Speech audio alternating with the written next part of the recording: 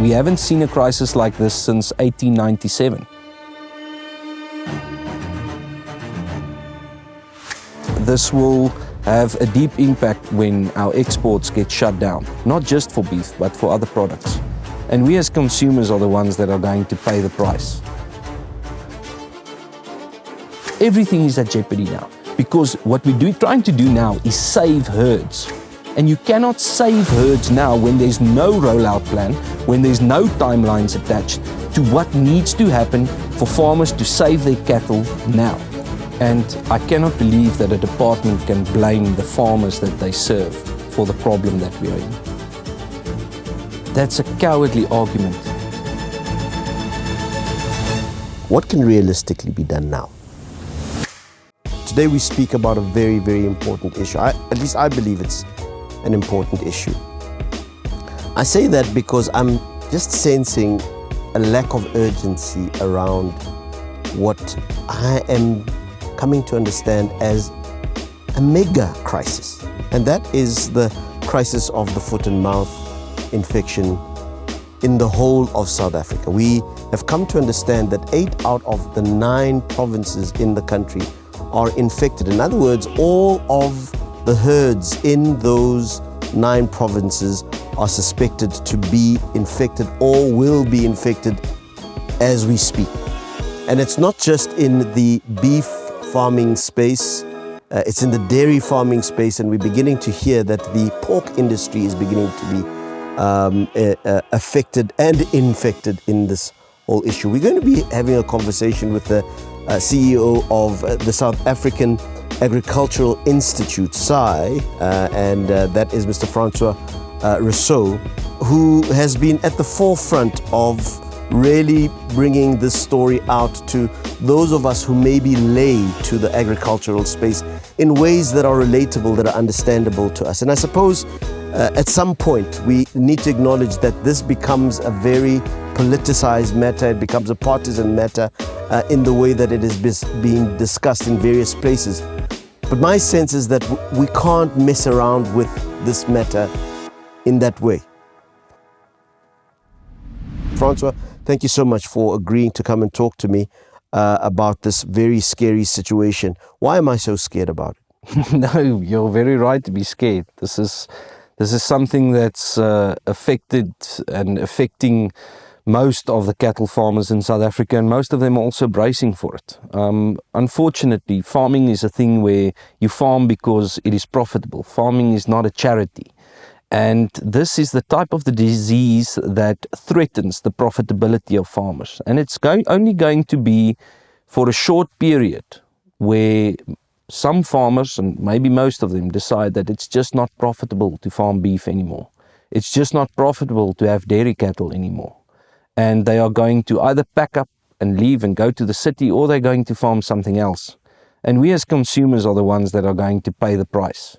But we as a country as well are also affected, because this will have a deep impact in our rural economies and internationally when our exports get shut down, not just for beef, but for other products.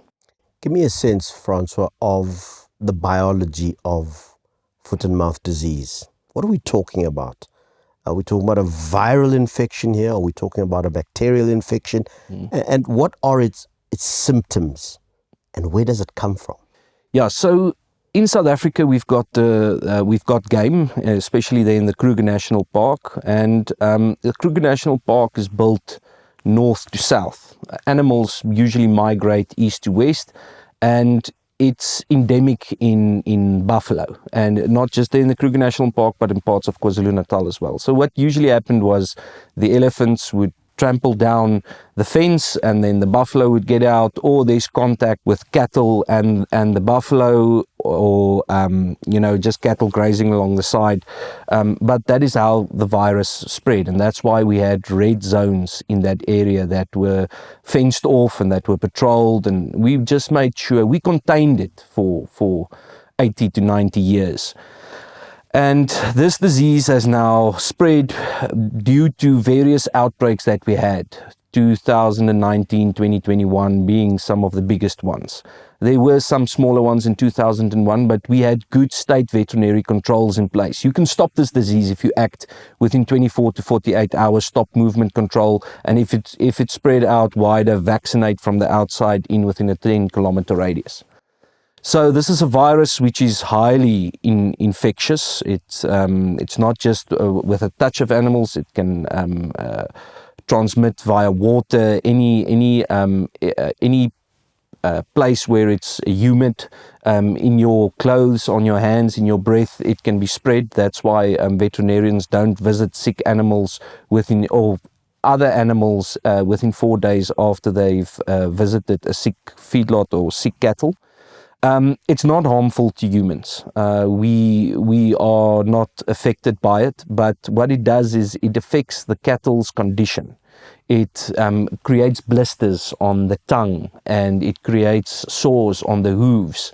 So cattle don't eat as much and they lose condition, or they struggle to walk. In the dairy industry, it's much more profound. They get hit much harder, and that's where we see where the death rates are much higher as well, because it's on the teats, and those cattle just totally fall out of production. And what usually happens with these cattle that you hear about, farmers shooting cattle en masse, is just that their hooves become detached from the leg because of the disease, and they're not able to stand up. So it's a disease that can spread to all cloven-hoofed animals. So cattle, dairy cattle, sheep, pigs. We usually had a very good biological control over the piggery environment in South Africa. That has now changed. It does affect a few piggeries, but also now the game sector. We are one of the few countries in the world who actively farm with wildlife, and it has affected them now as well. Could it be that part of the lack of urgency, because it sounds to me like we are having a COVID-19 conversation in the animal kingdom. If you remember, during the COVID-19 pandemic, there was widespread panic because of the speed with which COVID-19 spread, the various mutations, and the various levels at which it affected, not just infected, but affected livelihoods and lives. It sounds to me like we're talking about an equivalent of COVID-19, but for animals? No, unlike COVID-19, we actually have plans, and we had plans in place. We had procedures. We had fencing off of the red area. We had zones which we patrolled. We had movement control procedures that usually the South African Police Force, in extreme cases, the South African National Defence Force would assist with, because we know what happens when this gets out. There are countries that, like Namibia and Botswana, which just have more political will to solve this problem, and they've had this procedures in place for many years, and they're still not infected at the moment because they know their livelihoods are very dependent on it. So everything was there to solve this. Everything was there to prevent this. But again, it was the deterioration of 20 years of state veterinary services that led to this. What does that mean? What is that? So state veterinary services are supposed to manage these, because foot and mouth disease is a state-controlled disease. Within the Animal Diseases Act of 1984, that act says, as soon as this happens, the state needs to announce quarantine areas. They can announce demarcated zones, DMAs. They can deploy resources, state veterinarians to manage the roadblocks, to check for animals' movement control, and then have enough vaccine stock available to stop the crisis in its tracks. That's part of the legislation. That's part of legislation. And then to make sure that all those animals are vaccinated, and once it's done, get them out of the population and slaughter them. So this all is supposed to be done, managed and paid for by government. Oh, wait a second. So if all of these protocols are part of legislation, the availability of state veterinarians, the availability of enough stocks for vaccines and all of the other, I suppose, supporting protocols. Yeah.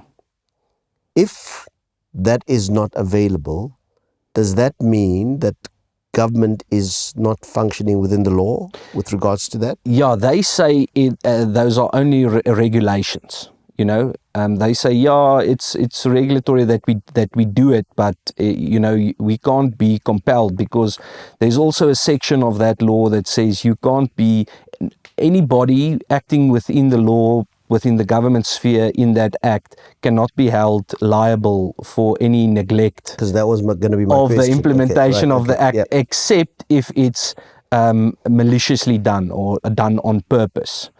And so they say, yeah, but just because we neglected to do it doesn't mean, you know, you can hold us liable for this. And we as farmers say, yeah, but those same regulations say we can't move our cattle, and we're not allowed to, we're supposed to quarantine them, and you're not allowed to sell them when they're infected. But you force those regulations on us and you threaten us with jail time. So there's definitely a double standard when it comes to this. Okay, so that capacity, if I understand you correctly, of the that is actually stipulated in the Act, has waned over the years. Yes. What aspects of it are most needed that are not there now? In other words, what aspect of those protocols should never not be there? If you understand what I'm trying to say. Yeah. No, I get you. So first of all, there's some things that should have been done every year. The minister made an announcement, you know, in public, saying for the first time in 14 years, we've sent samples to Pirbright for testing. That's where they match the vaccine, what the possible vaccine should be to the disease strain. That is actually, it should be criminal that we haven't done that in 14 years. And the minister, relying on the WOA regulations and WOA restrictions and what we need to get back our WOA status, if WOA found out about that, and now they probably did, that would put us in an extremely bad light, and it would set us back years on just trying to retain our status, because it is that same WOA that requires you to send all your disease strains to Pirbright every year. So that is the World Health Organization for Animals, right? Yes, it's the previous OIE. So Right. yeah, the World Organization for Animal Health. So, you know, we can't neglect on stuff like that, but then we're trying to solve an immediate crisis with a 10-year plan. But the minister announced in November that we're going to vaccinate the national herd, and we're going to stop with a reactive strategy. We all applauded that, because we know that is the best plan for when foot and mouth gets out of control, because we cannot contain it anymore. Unfortunately, the 1984 Animal Diseases Act only allows for where certain outbreaks took place, because it was small. It was maybe in an area in Limpopo, Tzaneen or somewhere, and then that act was written to contain that disease in that area. It was never made for a national crisis. And that's why that act also, there's nowhere that says we as farmers and private veterinarians cannot vaccinate preemptively to save our herds. And I think this comes to the whole crux of our issue and the reason why we've got a court matter. It's that, and saying that you want to solve an immediate crisis. The house is on fire now, but you want to talk about what the whole neighborhood would look like in 10 years' time. With every veterinarian that I speak to, they say, you can say there's a 10-year plan and we need to work backwards to get that free status. Yeah. But that is realistically 12 to 15 years from now. And that is when everything is not at jeopardy. Everything is at jeopardy now, because what we're trying to do now is save herds. And you cannot save herds now when there's no rollout plan, when there's no timelines attached to what needs to happen for farmers to save their cattle now. Save herds from dying. Yes, and sickness and infection. I want to take a few steps back. At this stage, and in a conversation I had with a government official from the Department of Agriculture, I think I spoke to a Mr. Botle Mudisani. He is the director for animal health in the department. And he explained to me that we've really had 3 major infections in the last 10 years, let me say. 2019, there was a major infection that was brought under control.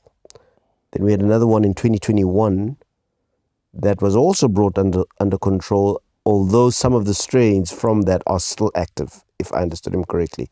And then we had the one that broke out last year in 2025. What I'm concerned about, Francois, is to what extent have we not replenished the resources that are required to be able to manage outbreaks, albeit in smaller areas? Because it sounds to me like with every outbreak since 2019, we've lost capacity. Explain that. Yes, so let's take the KwaZulu-Natal, because KwaZulu-Natal has now been, since that 2019 outbreak, there really hasn't been any containment of the outbreak over there. So when you're on the ground, the farmers phone in, they say, look, my cattle is infected, they send out the state veterinarian, but then you need to block off areas, and when you quarantine those farms, a DMA needs to be announced, and then you need to get control of it, meaning you usually take a 10-kilometer zone from the outbreak zone and you vaccinate all of the cattle in the area from the outside in. The problem there was no movement control there. They phoned the police, they would phone the state veterinarian, but the number of outbreaks were just so much higher than what could be managed, or just where if somebody was willing to show up, that just spread and spread. We also saw now that just the amount of cases in the Free State were so many more than what was sent for testing, because you need to go and do a lab test to find out what disease it is, and then you're supposed to get vaccines. But there were no vaccines available. So how do you implement a strategy when the normal resources available to combat that situation is not there? And why weren't the vaccines being replenished, in your opinion? Well, we as a country stopped producing those vaccines with OBP a long time ago. OBP is biological product. So it's a state entity, and it went the same route as all of the others that we have in South Africa. And the ARC themselves also, they actually developed, since 2010, a brilliant vaccine, a pentavalent, so it touches 5 strains. And that vaccine is actually the only registered vaccine in South Africa in 2023. The others we get in from other countries with a special SAPRA Article 21 permit. But this vaccine was kept by the ARC, saying, no, it's our vaccine. We're not going to give it to private industry. Funded with tax money, but we're not going to give it to private industry to assist us to produce it en masse. Today, as we are speaking, they are releasing the first 12,600 doses that are available. Remember, if we're talking about vaccinating the national herd, it's approximately, and the variance is 4 million either side, 14 million cattle. So I don't know what we're going to do with 12,600 vaccines, because by the time those have worn out, we should have vaccinated again. It's just not enough. We need about... How quick is the turnaround time for the manufacture of those? Well, they're saying they're now going to be able to do 20,000 a week. But you need, when you have this immunization strategy, you need to vaccinate 80% of the population. So they're going to start with the infected outbreak zones, but only 10% of cases are reported. So where's the outbreak zone?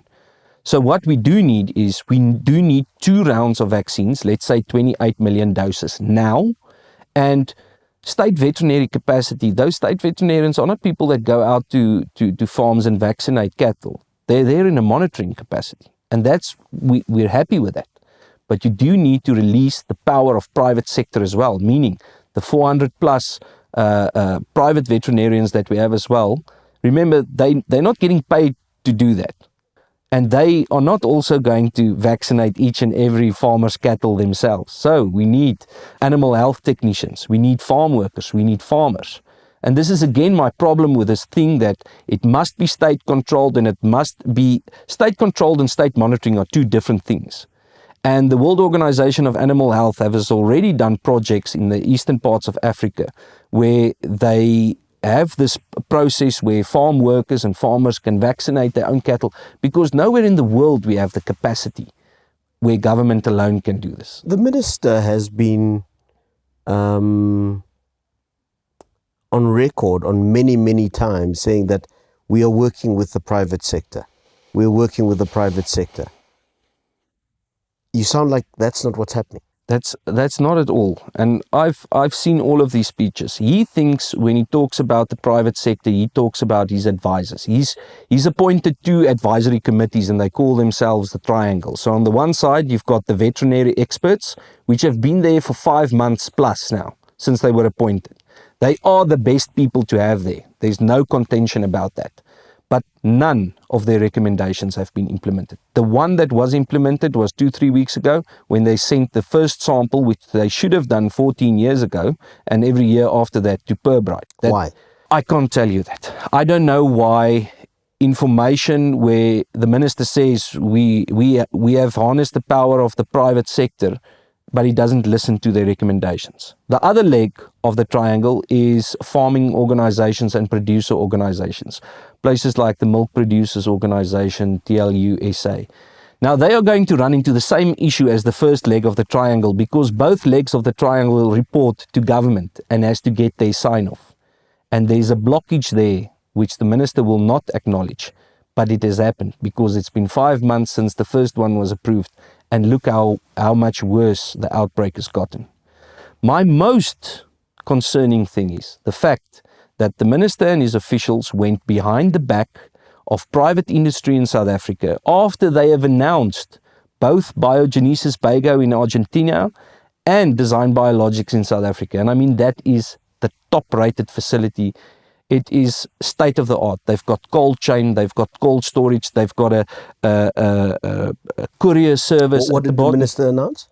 They were supposed to be the private distributor of the Biogenesis Bago vaccine that was going to enter the country. 1.5 million now in February, and then 5 million vaccines every month afterwards. The head of Biogenesis that spoke to Carte Blanche said they can produce up to 25 million vaccines. Then they gave Design Biologics the agreement to say, you are our sole distributor. The minister and his officials met with the Argentinians, meaning Biogenesis Bago, and afterwards Biogenesis issued a letter to Design Biologics where it said, we spoke to your minister and 2 of his officials. They said they are not willing to work with you. That contract has now been given to OBP, Onderstepoort Biological Products, a company that has faced scrutiny over the last 20 years with money gone missing. They were given 497 million rand for upgrades. That has been lost. Where the minister himself, one of his first promises when he got into office was, I'm going to investigate where this 500 million rand worth went for upgrades. There's been no investigation, no report. So I imagine that they would argue that, no, this is an opportunity for us to rebuild South African capacity for the manufacture of vaccines. No, that's not their argument, because nowhere in the world do governments still manufacture vaccines. It's not supposed to be a government function.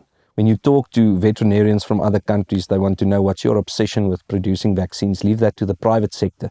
They do it much better than any government organization, and they're right. The minister's excuse is that he wants to get that WOA accreditation in the next 12 to 15 years. He wants to get that back. And the only way to do that is, according to him, is WOA says it has to be a state-controlled and managed because the state can monitor it better.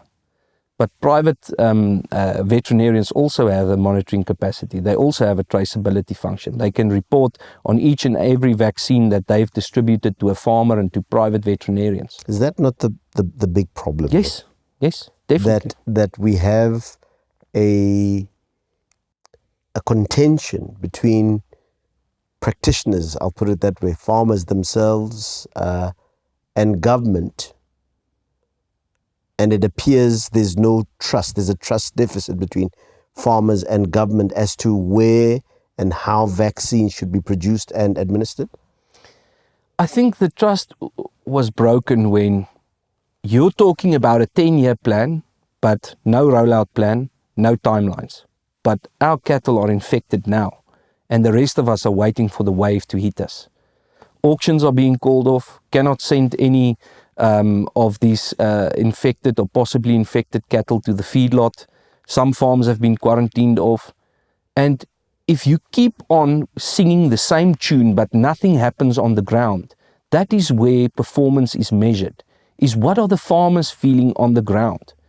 Go and tell that farmer whose neighbor had to shoot his cattle because their hooves were falling off that you've got a 10-year plan and don't worry, we just have to work back because our WOA status can maybe be recovered in 12 to 15 years' time. You tell him why his cattle could not be saved. What is our WOA status at the moment? No, we're infected. We're totally infected. So that means no exports, none of that stuff? We can't export anywhere in any case because we're totally infected.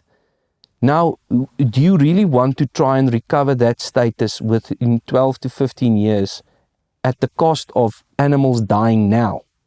One of the things that the department said to me was, this outbreak happens as a result of the ill discipline of certain rogue speculators. People who, particularly in 2019, 2022, and there is evidence that suggests that it might have happened last year, who've gone into red zones, bought infected animals, and then sold them into uninfected areas, usually to unsuspecting buyers, and that this is something that has been done by people who are unscrupulous, and part of the accusation is to farmers. That's a cowardly argument, and I cannot believe that a department can blame the farmers that they serve for the problem that we are in. Those speculators only start speculating, buying from an area where farmers are desperate to sell because it's an infected area. And the prices would be cheaper, I imagine. Yes, and you take it out and then you go into Limpopo, you buy in the red zone and you go and sell in the Free State.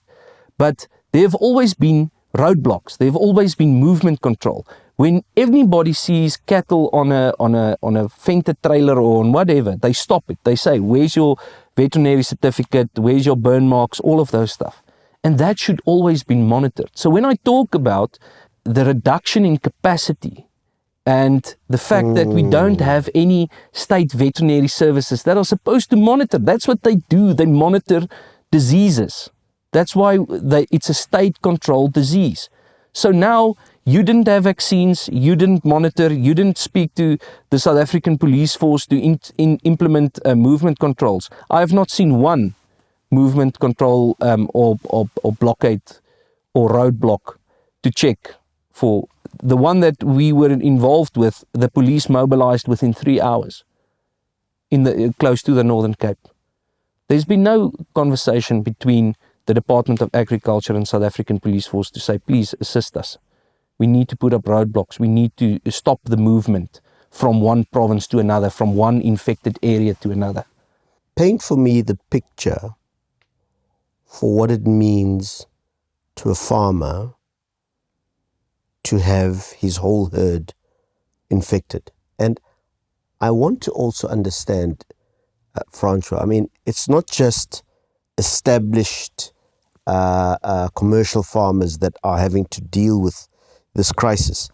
I imagine that emerging, perhaps, communities in the various areas are not exempt from infection, right? Yeah, that's very true. What does that look like on the ground? You see, the issue doesn't always go to the health of the animal. In most cases, and with normal cattle, and I'm not talking about the dairy industry and stuff, they recover. They get immunity from the disease, and the blisters heal and they recover. The problem is that in that period when you are infected or your area is suspected of being infected, your markets close down. There's no commercial activity at all. Yes. So the feedlots are not accessible to you. The auctions are not accessible to you. So there's no income from that moment forward. It's not like with a drought where I can sell off my livestock piece by piece just to pay the bills. From that moment forward, there's nothing coming in. And that's where farmers have to decide, am I going to become a criminal and report it, where you quarantine my farm for 8 to 14 months and then I can sell it because I can't live without an income. Is there some sort of financial assistance for farmers during that time when there's quarantine? No. There's nothing. There is a mechanism within the Animal Diseases Act where farmers can claim from a disaster relief fund, sort of, but there's been no implementation for it. But that's the story of disaster aid in South Africa. Disaster zones get declared and that's where it stops. There's no financial relief going to farmers, whether it's a flood, whether it's a drought or a disease like this. You spoke earlier on about a farmer who had to shoot north of 150 cattle. He asked his neighbor to do it because he couldn't do it himself, because it's his animals. I mean, just imagine, there's nobody that looks better after animals than farmers, because, I mean, there's a special relationship there and it's your livelihood. So he couldn't do it himself. He asked his neighbor. Bring it down for us. What does that look like? What does having to kill your own animals look like? I can only tell you what the phone calls that we receive. The phone calls from when there is no more income, when you can't pay your labor wages, when you have to let people go, or when you have to tell your kids you can't pay your university school fees. And it's not the farmers that phone you, because the farmers go quiet. It's everything gets internalized. It's their wives or their daughters or their neighbors that phone you and say, look, I'm really concerned about this guy, can you assist? And unfortunately, it's not small amounts of money that they need to get through this crisis. You know, what we really need now is a financial institution like the Land Bank to provide long-term patient loans to these farmers to say, we know this is a national crisis. This fund is backed by government and you can pay it back over a period of time. Because this is a state-controlled disease that got out of the control of the state. And therefore we must back the recovery. What kind of number are we looking at? No, at? it would be billions. It would be billions. But we could start somewhere. We could start with just telling us, and I know that from the business side in South Africa, the veterinary services, from the cooperatives, there have been discussions with farmers that have said, look, we understand it. We're going to give you a 3-month grace period. But unfortunately, this is not a disease that gets solved in 3 months. The best scenario now, if we unleash the full might of the private industry sectors, the private distributors, we can get a good grip on the vaccination strategy in 6 months' time. But I don't think there are many farmers that can survive that long. We've already had farmers that have been quarantined for 8 to 10 months. What does this mean for that sector of the farming industry in real terms? I mean, it sounds to me like this is a very bleak situation. Yeah, it's going to be a battle for survival. And like I said, it's not just the animals' survival themselves or entire herds or genetic stock that we risk losing. I mean, I'm very concerned for the dairy sector.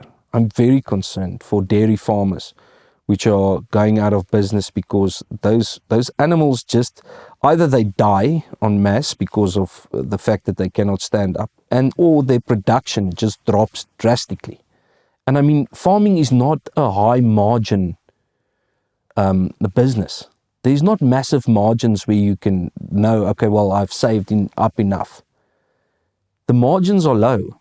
And especially when you're losing animals and your production goes down, the cost of doing business is just not worth it. If you're paying more than what you're getting in for, then you have to stop. You've already given us a hint of what could be done with regards to certain concessions, financial concessions for farmers by the land bank, for example. But realistically, I mean, with all of the tensions that are endemic in this whole conversation between government and farmers, what can realistically be done now? Well, you can just honor your previous commitments which you've made on camera and really let the private sector do their job. You can let the SAPRA applications, which yes, SAPRA has to sign, but the second document has to be signed by the Director of Animal Health, where they have to sign off the import permit. Sign those off. It could have been done 5 months ago. And let these private distributors get the vaccines into the hands of private veterinarians. There is in the Act, you can devolve that power of state veterinarians to private veterinarians, and they can just do oversight. So sort of deputize. Yes. That's exactly it. And they can oversee and train animal health technicians, farm workers, and farmers. Because this needs to be done en masse. You cannot do it bit by bit. Because let's say your animals had the SAT2 virus. Now you think, okay, no, I'm good. My animals were infected. They've got immunity. Now they get infected with a SAT1 strain. And then later maybe the SAT3. So it has to be a coordinated effort. And it's all within their ability. Go and ask those task team members. Why have they not done it? I cannot tell you. What do you suspect? There's a blockage in instruction between the minister, the DG and the DDG and the state veterinary system. Something is not adding up there because they're hanging him out to dry, going to do these interviews saying, yes, but these will be our private distributors and they will have their approval within the next coming months and then the next. But also I cannot say that because he's the one in the meetings back channeling deals. So I don't understand what is this obsession with government centralizing the value chain. Well, I'll tell you what, because I asked that question. Oh, yeah. When I was speaking to the government, they said to me that it would be absolutely chaotic to allow everybody and anybody to bring in vaccines. In fact, I think it was mentioned in that conversation that certain strains of viruses were brought in inadvertently, some from Kenya, some from Zimbabwe. There was an attempt to bring in, because there was nothing available in the country, a vaccine from a non-reputable laboratory out of Kenya, which also had the O strain in, which we do not have in South Africa, and that's the thing that they are referring to. What we are not referring to that. We are not referring to cowboy country where everybody can just phone anywhere to bring in these vaccines. There's a reason why the first step is SAPRA approval and the second one is the department. Because so you would encourage and support any measure as long as it goes to, in collaboration with government, as long as it goes to reputable providers of vaccine. We know these providers. Biogenesis Bago delivers to 30 other countries in the world. Everybody agrees. And that's the other thing that we all agree on. They've got one of the best vaccines. The Dolvet vaccine that they're bringing in. Let's just say we just have those two. Between the two of them, we can supply the whole country with vaccines. We can buy out. And you say to me that there was an agreement to do so? There was an agreement to do so. What happened to that agreement? They gave it to OBP. And they repudiated the agreement with the local company here because government insisted, and they now gave it to Onderstepoort Biological Products with no plan on how it's getting from there to the state veterinarians. They have no idea how many of those state veterinarians, if they are going to do monitoring and reporting, have cars or have airtime. If they are going to include the private industry, what does that rollout plan look like? Because the veterinarians I spoke to told me that you need at least 2 weeks to write that plan, because that's how complex it can be. And the other problem is the task team and the private sector that the minister is referring to. That triangle that you were talking about, yeah? None of those people are being paid for their time. They are doing this part-time. In a national crisis where your budget is 2 billion rand to solve the problem, you're not paying one of your expert private advisors. So they have to do their day job, and then they have to solve your crisis which you created. I mean, is that urgency? Is that political will? So you've painted for me a picture of the farmer that produces these animals for that industry. Talk to me about the economics, the macroeconomics of this. What are we facing? What are we looking down at the moment? What are the scenarios? I imagine you've thought about them. Yeah, Aubrey, look, I'm not an agricultural economist, but what I can think of possible scenarios is, so for now, we've got these cattle, and if they are infected, they can only be slaughtered in certain places. But let's say they get through that and there's no movement control in place, and maybe you've got an auction house available and the abattoirs are willing to take them, and they're not concerned about the disease spreading within the abattoir itself, and that is a whole issue on its own. Let's say you get to slaughter what we have currently, then it's dumped in the market because the export market is no longer available. So all of that animals comes into the local market in a short-term basis. But now you've got all of the farmers that were not able to replenish the herd. You've got the feedlots that are not getting as many cattle in. Now there's a shortage again, and now the consumer starts to pay the price. And how are we going to fill that gap? Are we going to fill it with sheep, which is also, it's a bit more expensive. They're also susceptible to the disease, but the South African strains don't show on them, so it's really hard to pick it up. Are you going to solve it with pigs, or maybe more chicken? But I'm very concerned about the export opportunities.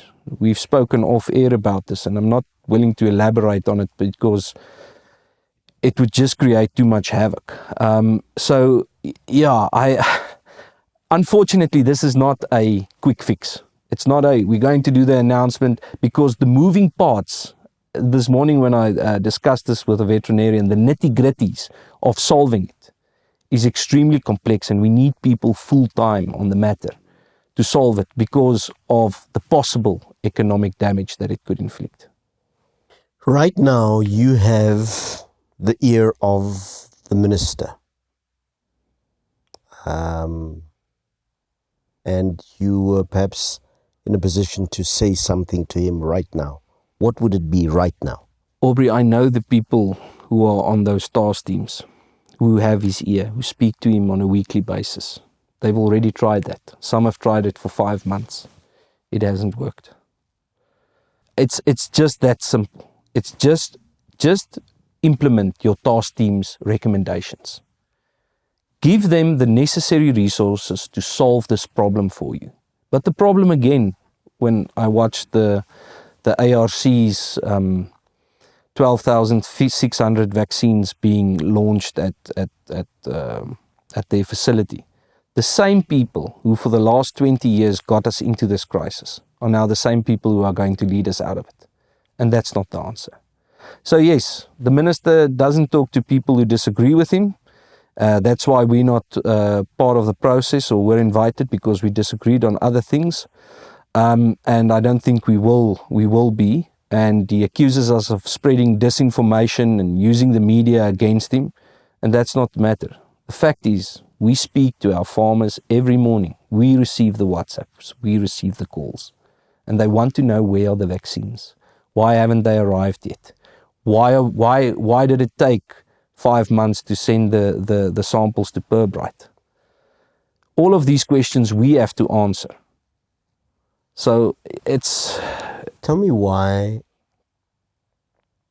you think there's no action. I think it's because of this obsession with the centralization of the value chain. It's this obsession with trying to bail out OBP, a company that has been financially unstable for the last 10 to 15 years, which has negative audit findings, every year from the Auditor General. I think it's just the fact that we don't have the capacity to deal with this issue within government, but we shouldn't have. We should use private industry because it is and the minister they are said available. that they're going to. Yeah, that's again. I always get back to that when we talk about, if you say just do what you said. That's all.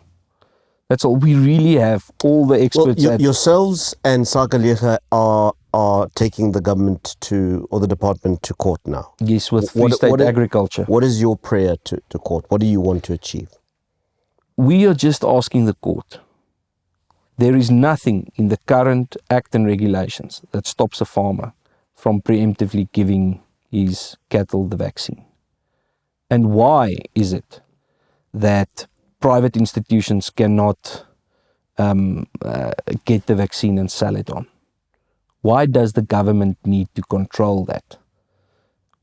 And that's what we're trying to. And you're not satisfied with the response that says, if you did that, then it would be bedlam. Everybody would be doing everything they want. They've cited the bringing in inadvertently of the O strain from Kenya and I think some stuff from Zimbabwe because of that kind of erratic buying. They created the black market. There's a duty of responsibility to have enough vaccines in South Africa that we have access to. And Aubrey, I've seen this with the African horse sickness vaccine, where the horses are dying, laying on the ground, and the farmers are phoning OBP and asking, because it's a very, very tough vaccine to make. You have to have hundreds of millions rands to have the facility. Then we phone them and we say, look, we see on your records, because I had a PIA application to find out what they have, and you said on your newsletter that you have the vaccine. Can we get it? No, we can't give it to you at the moment. But you say you have. No, we can't give it to you. And then I said, but if we cannot access the vaccines, then you don't have it. And they said, no, that's not true. Just because you can't get it doesn't mean we don't have it. And that's the argument to and fro. I feel like we've got a problem. We have a problem. I feel like we have possible solutions. But we're not taking advantage of the solutions that are there. And I feel like the problems are not in capability or in the ability to roll out a solution. That the problem lies somewhere else, and I just can't put my finger on it. Where is the problem? How do we solve it? The problem has a name, and it has a designation within the Department of Agriculture. That's where the problem lies. You care to give me the name and the surname? No, I don't want to. I have enough court matters on my hand at the moment. No, everybody knows where it is. It's been said within the circles there, and it's been reported from people who left there. But that's where the problem is. This is a human problem. It's not a capability problem. It's not a lack of expertise. We have got the best people on those task teams. I wouldn't nominate anybody else to those task teams because they do have the necessary capability. And unfortunately now, the minister has doubled down and he's going to spend all of his time on accelerating this crisis because he's headed in the wrong direction. It doesn't help if you spend or dedicate all of your time on the wrong plan. We need the right plan, implemented by the right people and the right institutions and companies. What does this mean for South Africa's agricultural sector? No, it's going to put us behind. We've already been behind. We're behind Namibia and Botswana when it comes to the cattle industry in South Africa. They're much better cattle farmers because of that, because they were able to keep their biosecurity tight. And it's because the government has the political will to enforce it, because they understand the importance. We've got some of the best cattle farmers in the world and the best meat. It's just that government has let us down in the management of this disease. Francois Rousseau, thank you so much for talking to me. I really appreciate this. I'm concerned. I'm deeply concerned about the situation. And I feel like the South African public doesn't appreciate how serious the situation is? Yeah, I think we will be feeling it within the next 3 to 6 months. The shock on the market will come. Unfortunately, farmers live in rural areas and you cannot see the direct cost because there's no direct neighbors to sound the alarm. Luckily, there are farmers and consultants to farmers and companies that are already spreading the message and asking day in and day out, when are the vaccines coming? And obviously the media has an important role to play. The minister can say, yes, stop spreading disinformation and stop with hysteria. But this is something, we haven't seen a crisis like this since 1897. And it's not, and because there's underreporting, we don't know where it is. We don't know how hardly affected most of the country are. Francois, thank you so much for agreeing to talk to us. We hope that this conversation is going to assist in bringing about the urgency that's required for action to be taken. But indeed, I am concerned, and I think that every South African should be as concerned as I am, if not more. Thank you so much for your time. Thanks, Appreciate Aubrey. it.